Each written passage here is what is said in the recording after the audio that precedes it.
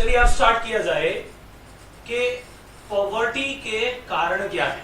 Right, गरीबी wide spread है भाई इंडिया में, अगर तो उसके पीछे क्या क्या कारण रहे होंगे। उसके पीछे दोस्तों कुछ इकोनॉमिक कॉजेस भी रहे और कुछ सोशल और पॉलिटिकल रीजन भी रहे, अदर रीजंस भी हैं, बट जो मेजर है वो क्या है, इकोनॉमिक कॉजेस। अच्छा, देश की लगभग 50% आबादी जो है एग्रीकल्चर से जुड़ी हुई है। अगर 50% हमारा जो भी और ये पूरा का पूरा ऑक्यूपेशनल स्ट्रक्चर है ये कहता है जी एग्रीकल्चर एग्रीकल्चर, तो एग्रीकल्चर से आने वाली जो जीडीपी है वो कितनी है, सवाल ये है। यानी वो देश की नेशनल इनकम का कितना हिस्सा फॉर्म करती है। पता चलता है भैया नॉट मोर देन 14%। यानी एग्रीकल्चर के अंदर इतने सारे लोग जुड़े हुए हैं, फिर भी वहां से पैदावार कम है, फिर भी वहां से होने वाली अर्निंग्स कम है। तो जब इतनी बड़ी जनता उससे जुड़ी हुई है जिसकी अर्निंग कम होगी, तो भैया डेफिनेटली पॉवर्टी लाइन को क्रॉस कैसे करोगे आप। अब आप कहोगे भाई इतनी तो खेती होती है फिर भी ऐसी पॉवर्टी क्यों। दोस्तों कारण ये है कि हमारे देश में लोगों के खेत तो हैं मगर छोटे छोटे, स्मॉल होल्डिंग्स है, उनकी स्मॉल लैंड होल्डिंग्स है। अब कुछ ऐसे हैं जिनकी स्मॉल लैंड होल्डिंग्स है, ऐसे भी बहुत है जिनके पास लैंड ही नहीं है, लैंडलेस लेबरर्स हैं और वो जमींदारों के यहाँ काम करते हैं, या जिनकी बड़ी जमीनें उनके पास काम कर रहे हैं। जमींदारी सिस्टम तो खत्म हो चुका है, अबॉलिश हो चुका है, लेकिन यहां पर जमींदार मेरा कहने का मतलब जिनके पास काफी सारी जमीनें हैं। सो अल्टीमेटली काम वो किसी और से करवा रहे हैं। अब जिन लोगों ने दूसरे लोगों के यहाँ काम करना है एक लेबर बन करके, भाई उनके पास मिलेगा क्या। सो ये है कारण। और जिनके पास लैंड है वहां इरिगेशन फैसिलिटीज नहीं है, सारे के सारे बरसात पर निर्भर करते हैं। अब भैया जिस दिन पता चला मॉनसून आया तो अच्छी बात है, नहीं आया तो पूरी की पूरी फसल खराब। ऐसा नहीं है कि सरकार जो है उनकी हेल्प नहीं कर रही, उनकी फाइनेंशियल रिसोर्सेज जिनके कम है उनको हेल्प कर रही है, तरह तरह के लोन्स दे रही है। अब आप कहोगे जो फार्मर्स लोन ले रहे हैं वो चुका नहीं पा रहे, सूखा पड़ गया तो वो अपनी जान दे रहे हैं। अरे भैया ये चीजें तो हैं, मान लिए बात। अब ऐसे समय में जब सूखा पड़ जाए तो भैया इंसान जो पूरा हमारा किसान भाई है उसकी तो सारी की सारी फसल जो हुई ही नहीं, इतनी मेहनत उसकी नष्ट हो गई। तो ऐसे लोगों को सपोर्ट भी तो चाहिए। तो सरकार ने ऐसा नहीं है कि सपोर्ट नहीं किया, और पिछले 3-4 सालों में देखा जाए तो फसल बीमा योजना आई, बहुत सारी हेल्प हुई, लेकिन ये तबका इतना बड़ा है, 50% ऑक्यूपेशनल स्ट्रक्चर जो जुड़ा हुआ है इससे, उन सबको फैसिलिटी प्रोवाइड करना, उन सब तक पहुंचने में वक्त लगता है दोस्तों। सो यही कारण है कि हमारा मेन ऑक्यूपेशन होने के बावजूद भी मेन अर्निंग्स नहीं है यहां से।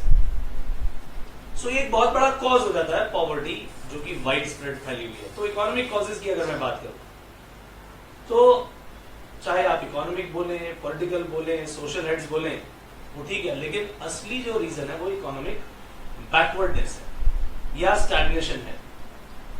अब इंडिया जैसी इस डेवलपिंग कंट्री में जहां पर ज्यादा से ज्यादा लोग जो भी है वो पॉवर्टी लाइन के अगर नीचे रह रहे हैं, तो वही आप कहोगे क्या, ज्यादा से ज्यादा लोग एग्रीकल्चर से भी जुड़े हुए हैं। राइट, 14% कॉन्ट्रीब्यूशन है जीडीपी में बस। राइट, तो अल्टीमेटली करने की जरूरत क्या है कि भी जो भी ये काम कर रहे हैं उनको किस तरीके से सपोर्ट किया जाए। बहुत सारे सरकार ने पहले एक्शंस भी लिए कि जिनकी स्मॉल होल्डिंग्स है उन सबको इकट्ठा करके कोऑपरेटिव फार्मिंग कर ली जाए, और उससे फायदा बहुत होता है। सबका लैंड पूलिंग हो गया, उस पर प्रोडक्शन ज्यादा हो रही है, सबको फायदा होगा। बट ऐसा करना ना बहुत डिफिकल्ट है, क्योंकि यहाँ पर तो ये सिस्टम है कि भाई एक की जमीन है, उसके 2 बच्चे होंगे तो उनमें डिवाइड होगी, एक कुछ और बोलता है दूसरा कुछ और बोलता है। तो ऐसे बहुत सारे रीजन है जिसके कारण ये चीजें सक्सेसफुल नहीं। क्योंकि आप कहो जी 14% ही प्रोवाइड कर पा रहे हैं, तो जो इनकम है अल्टीमेटली वो सिर्फ सब्सिस्टेंस लेवल तक ही है, यानी रोज कुआं खोदो और रोज पानी पियो, ऐसी सिचुएशन में। अगर हम रीजंस की बात करते हैं तो बहुत सारे फैक्टर्स है लो इनकम के, जैसे मैंने बताया स्मॉल लैंड होल्डिंग्स हैं, इरिगेशन फैसिलिटीज का ना होना, लैक ऑफ फाइनेंशियल रिसोर्सेज या इन्वेस्टमेंट कह लें, किस तरह से प्रोडक्टिविटी को बढ़ाएं। सरकार ने काफी सारे के सारे एक्शन लिए लोगों के, लेकिन पढ़ाई लिखाई बहुत जरूरी है दोस्तों, चाहे आप एग्रीकल्चर में क्यों ना हो। उसके लिए भी अगर आप पढ़ लिख के आगे एग्रीकल्चर की फील्ड में जाते हैं तो आप नई नई चीजें वहां पर करके अपनी प्रोडक्टिविटी बढ़ा सकते हैं। पर हमारे यहाँ जो किसान भाई हैं वो ज्यादा से ज्यादा जो है पढ़े लिखे नहीं होते, तो ये एक कारण है जो कि उनकी लो इनकम और लो लेवल के रिटर्न्स को देता है। लैंडलेस एग्रीकल्चरल लेबर की तो हालत ही वर्स है, राइट। सो इनकी परफॉर्मेंस जो है देखा जाए तो बहुत खराब। लेकिन अगर मैं कहूं कि गांव में रहने वाले जो नॉन एग्रीकल्चरिस्ट लोग हैं, जो एग्रीकल्चर में नहीं है, उनकी हालत भी बहुत अच्छी नहीं है, उनकी परफॉर्मेंस भी डिसमल ही है, इक्वली डिसमल परफॉर्मेंस है उनकी भी। सो ये जो इकोनॉमिक जो गांव वाला हिस्सा है ना दोस्तों, उसका शहरीकरण की तरफ मोड़ना उसे, ये बहुत जरूरी है, नंबर एक। नंबर दो कि जो एग्रीकल्चर में लगे हुए हैं उनकी एग्रीकल्चर की प्रोडक्टिविटी को बढ़ाना बहुत जरूरी है। मैं ये नहीं कहता कि सारे एग्रीकल्चर वालों को लेके आ जाओ भैया, रूरल से अर्बनाइजेशन की ओर, ये नहीं कह रहा। मेरा कहने का मकसद यहां पर केवल ये है कि अगर एग्रीकल्चर में हो तो भैया उसमें बेस्ट करके दिखाओ, उसमें ऐसा कुछ करके दिखाओ जिससे प्रोडक्टिविटी बिल्कुल स्काई रॉकेटिंग हो जाए, राइट। और यही रीजन बनेगा हमारी इकोनॉमिक पावर बनने का। फिर अगली बात करूं तो भैया पॉलिटिकल या सोशल आपके रीजन समझ लो। पॉलिटिक्स ने भी दोस्तों इनका देश का बुरा हाल ही करके रखा है। पॉवर्टी जो ये मास लेवल पर फैली हुई है, लोग बहुत पॉवर्टी लाइन के नीचे हैं, बीपीएल की कैटेगरी में आते हैं, उसके लिए पॉलिटिक्स बहुत बड़ी बड़ी जिम्मेदार है।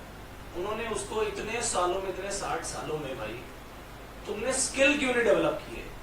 तुम बस वोट लेने की ही राजनीति करते रहे, कास्टिज्म आपने फैला दिया, और आज की डेट में भी एससी एसटी ये सब चीजें कर रहे हो भाई, उन सबको छोड़ करके आगे बढ़ो।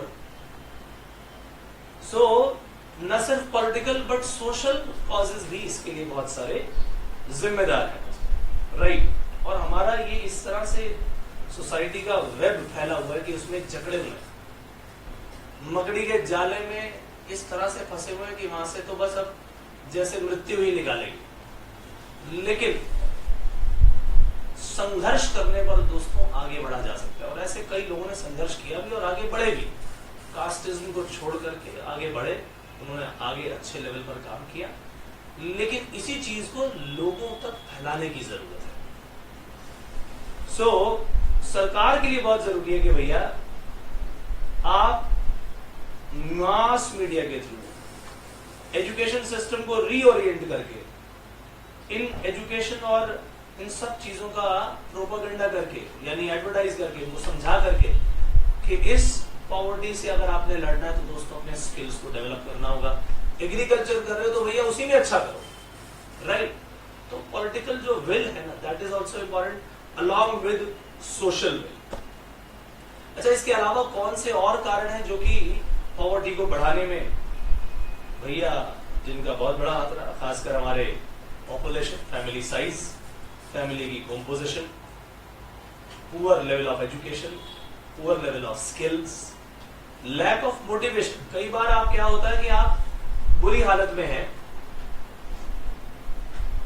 लेकिन आप उससे निकलना भी नहीं चाहते, आप बुरी हालत में हैं और आप उससे निकलना भी नहीं चाहते। तो भैया आप अगर बॉन्डेड लेबर की तरह काम करोगे, आप गरीबी में ही जीना चाहते हो, आपकी इच्छा ही नहीं है, तो आखिरकार कैसे निकलोगे? सो वो जो डिप्रेस्ड स्टैंडर्ड ऑफ लिविंग है वहां से निकालने की जरूरत है। उनके मन में इच्छाएं जगाने की जरूरत है कि हाँ हम भी अच्छा करके आगे बढ़ सकते हैं दोस्तों, राइट। सो कौन कौन से कारण हमने देखे, economic, political, social and other factors which are responsible for this poverty. So ये थे दोस्तों कॉजेज फॉर पॉवर्टी। हम मिलेंगे अपने अगले सेशन में कुछ पॉवर्टी एलिविएशन प्रोग्राम्स को लेकर के, जहां पर गवर्नमेंट ने ऐसे डिसीजन लिए जिससे पॉवर्टी को दूर किया जा सके। ये डिस्कस करेंगे दोस्तों हम अगले सेशन में, और तब तक के लिए सुधीर सचदेवा को इजाजत दीजिए।